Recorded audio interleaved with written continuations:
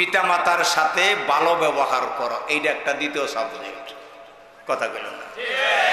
এই যে আমি এর দিয়ে দেখাবো, আমি যাইয়ে বসে না। ইনি 22 বছরের টকবগে যুবক, তিনি পিতামাতার সাথে 33 ভাগ ভালো ব্যবহার করে, 66 ভাগ পিতামাতার সাথে নির্মম আচরণ করে। এই ছেলেটা জান্নাতে যাব? কমসে কম পিতামাতার সাথে ভালো ব্যবহার করার এই সাবজেক্টে তাকে কমসে কম 80 মার্ক পেতে হবে। তে বললেন 20 কমাইলেন কে? সংসার জীবনে রাগারাগি হয়। কথা বলেন। একদিন মারে বলছে, খেয়ে তো তোমার কাম নেই, খালি কটর কটর করো। আল্লাহ বলল তোর 10 মার্ক বাদ। কারণ এই কথাটা কোরআন বলতে কি নিষেধ করছে। বাড়ির একটা কাজের জন্য পরামর্শ হচ্ছে, বাপে এক পরামর্শ দিচ্ছে, বাপের ধমক দিচ্ছে, তুমি কি বুঝো? বুঝো না, খালি কেটকেট করে, চুপ করো। আল্লাহ বলেন তোর 10 মার্ক বাদ। কত গেল গা? থাকলো কত? 80-র নিচে নামলে তোমাকে দুজকে জানাবো। বাপ মা চারটিখানি বিষয় না। যে ঘরে তুমি জন্মগ্রহণ করছো, এই ঘর তুমি বানিয়ে জন্মগ্রহণ করো নাই। তোমার বাপ মাথার গাম পায়ে ফেলে ঘর করছে, সেই ঘরে তোমার কি হয়েছে? মা তোমার প্রস্রাবের মধ্যে শুয়ে বুকটাকে বিছানা করে 2.5 বছর তোমার গোসল পায়খানা প্রস্রাব পরিষ্কার করে বড় করছে। সেই মায়েরে তুমি 6 মাস ধরে ডাকো না? শ্বশুর বাড়ি গিয়ে শাশুড়ি ডাকো, আম্মা গো তোমারে না গুতাইলে আল্লাহ গুতাবো কারে গো?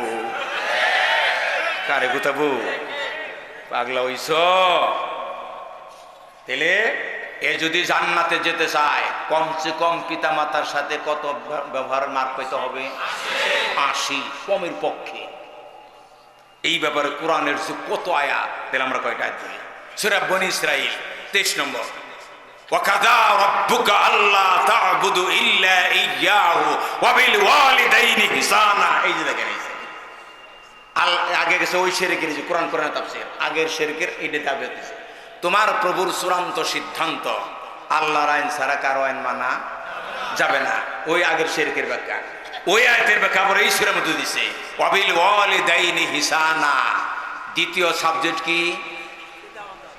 হ্যাঁ, পিতামাতার খেদমতের কথা কোরআনে এত বলছে। শ্বশুর শাশুড়ির ব্যাপারে কোরআনে আদেশও করে নাই, নিষেধও করে নাই। যদি আদেশ করতো গো, তাহলে জামাই বাড়িটা শাশুড়ির নামে লিখে দিত। আদেশ করে নাই, তারপরেও যে বড় আঙ্গুর বেদানা নিয়ে খাওয়ায়, আর মা বুক থাপড়িয়ে কাঁদে, আমার সাত বই বেঁধে উঠছে। তুমি যে মেয়ে বাস করছ, ওয়ারাইছে কারা? শ্বশুর শাশুড়ি কি তোমার একটা কলম কিনে দিছে? তারে বেতন পেয়ে আঙ্গুর কিনে নিয়ে যান। আঙ্গুর শ্বশুর শাশুড়ির খাওয়ানো নিষেধ না, কিন্তু বাপ মার হক 100 ভাগ পালন করার পরে যদি তুমি শ্বশুর শাশুড়ি নিয়ে যাও, এটা পাপ না। কিন্তু বাপ মারে না দিয়ে শ্বশুর শাশুড়ি দাও একবারে। কথা কয় না গো, কথা কয় না।